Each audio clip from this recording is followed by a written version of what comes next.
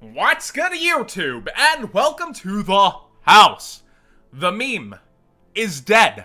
Thunder Dragons can come on down to that floor on the back of Jesse Cotton, a well-known duelist in the community, taking down YCS Knoxville. What a freaking turn of events. There's so many memes with the Thunder Dragon Colossus looking like a 2 and just everything. So the finals actually were teammates. Dominic Couch on the far left here with Jesse Cotton side by side in the picture, maybe indicative of what the finals would become. And Dominic, he's actually one of those kids I've seen grow up through the community and become a better person. So it's actually pretty awesome to see him here in this finals as well. But let's see what happened with the top 32 and top 8, and it's really a slimming of the diversity of the format here at YCS Knoxville. Picture courtesy of Carlancho Store. So 25% Salamangreat, 28% Thunder Dragon, 31% Orca, 16% Sky Strikers. I think that's something like 5 Sky Strikers or something. But overall, the diversity really seems to have seeped out of the format on this YCS scene. Now, in other parts of the world, the Nationals for Germany was live streamed, and Altergeist happened to win it. So, a really odd-off day for the meta in terms of what's taking events, and Herman Hansen taking, I believe, his Nationals with Solid Boys. Just all around different things winning, but we see it slim down to these 4 core decks, which is still very diverse of a format. It's not just like there's one flavor or one choice. Orcus being the newest thing and taking the biggest cut in terms of how it plays now is something to really talk about. The combo is probably easier than any deck in terms of being able to access Mermaid from your extra deck, and does this get hand trapped or not? Do I have protection against the hand trap or not? Is really what it comes down to for this huge advantage combo. But Danger Thunder Dragon is what I've seen a lot of the pros grinding out. Hani Jahari on Dueling Books been grinding it whenever we peek in on livestream. Jesse Cotton, Scott Page, many people have been grinding out this Thunder Dragon deck, and it seems to still take up that huge chunk and always move forward, always press into that top 4 or finals. So it's a deck that's just got such a stick-to-itiveness with the effective Thunder Dragon Colossus. It is still so hard to kill, so hard to take care of. It has that natural advantage at times against Sky Strikers. It really does struggle more against Salamangreats, and maybe Salamangreats are getting checked more so by Orcust in this format. And of course, they also got hurt on the ban list. Let's go through a bit of the coverage and then go into how it slimmed into top 8. So the finals, this is the page I was sticking on, waiting to refresh, and Zodiac burst out with Jesse Cotton has won, so it's really awesome to freaking see. Now, the top 32 list here overall, you see a ton of awesome names in the top cut, including Jeff Jones and Max Reynolds making it again together. Mark St. Romain out of Texas, a Salamangreat duelist. We got Christian here. We've got Junior. Ooh, I feel like I know who that is. Robert McNett out of Epic with Danger Orcus Family.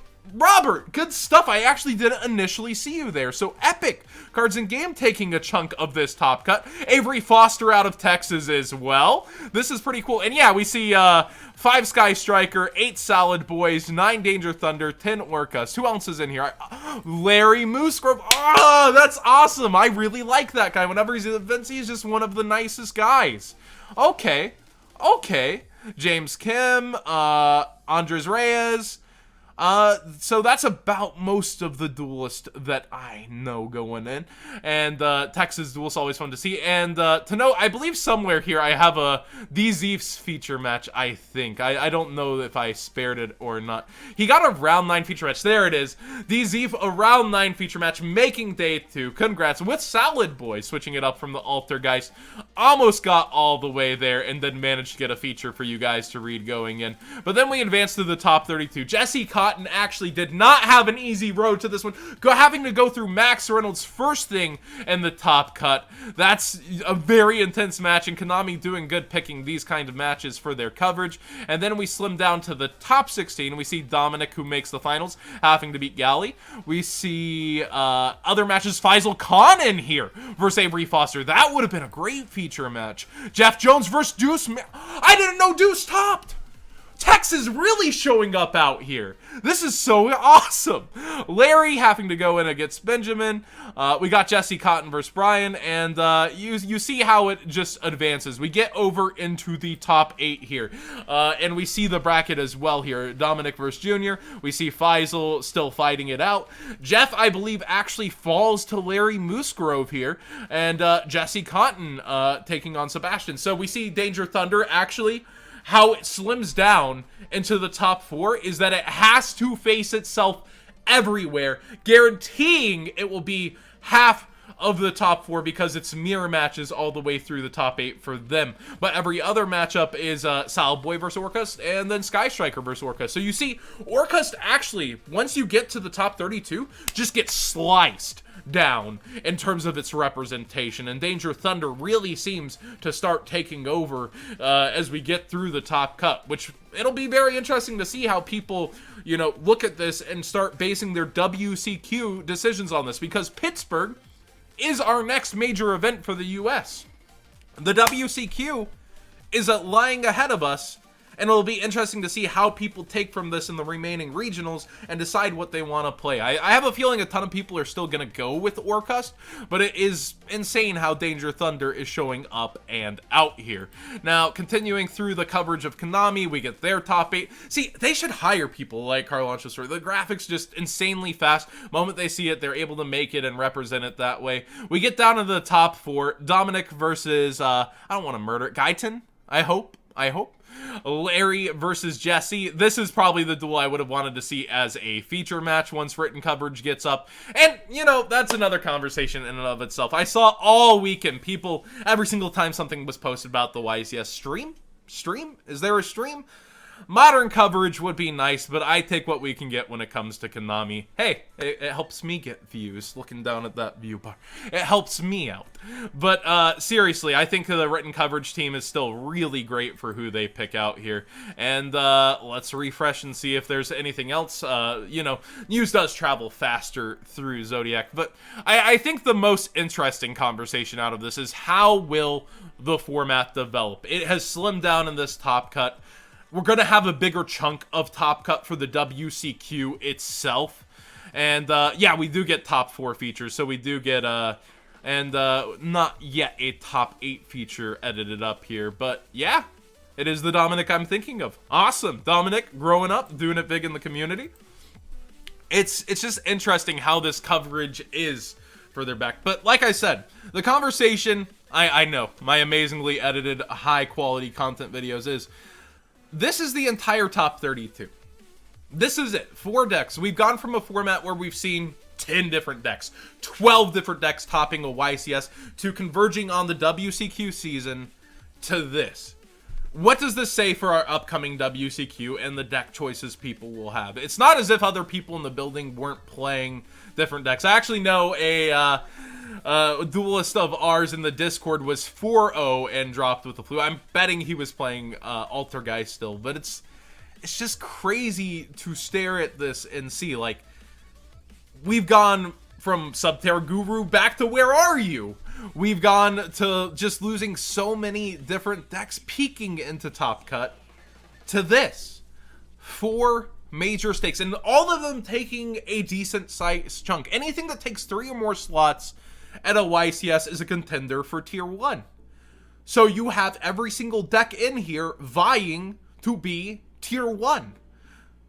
It's just so interesting. Orcust does the most for the least. Salomon Greats does it very similarly with a resource game and perhaps a bit better of a budget. Sky Strikers, a lot of people had given up on or are tired of playing and want to switch to something new, but a lot of people stick with the tried and true method also, despite Kagari going to 1. That's kind of their struggle now. Please don't hit Kagari with that Call by the Grave. And Thunder Dragons. It's just...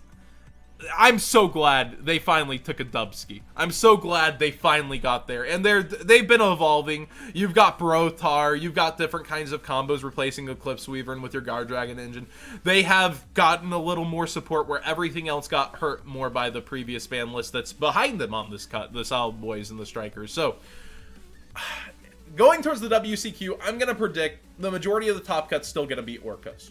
but I think a lot more people are going to be testing Thunder Dragons heading towards the WCQ, and I still expect those to be the top 2 most topping decks, as it were, for the WCQ, although Solid Boys will have a huge representation for the value they offer. Let me know down in the comment section below, how much more diverse will it be? I saw a lot more gas going to True Draco in the conversation for this weekend, and True Draco completely absent from the top cut of this YCS.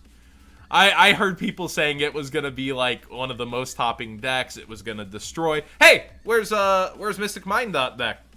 Maybe some of the Sky Strikers were playing it, but still, points here. I said there would not be 3 or more Mystic Mine focused decks in the top cut. Happy to report it's looking pretty good for that. And True Draco really absent as well. How do you guys think the meta is going to shape up? What are you guys going to be playing for the WCQ? Let me know in that comment section down below. Please like the video if you enjoy the conversation, and let me know what you hope for the future of YCS coverage heading towards 2020 and that WCQ season. Do you want more streamed events? Who would you like to see commentating these events? Please have Simo. Simo, you can do it. You cannot curse for some commentary you've shown the people before. But seriously, what would you like to see from coverage, and what do you want to see from the WCQ? Let me know down below.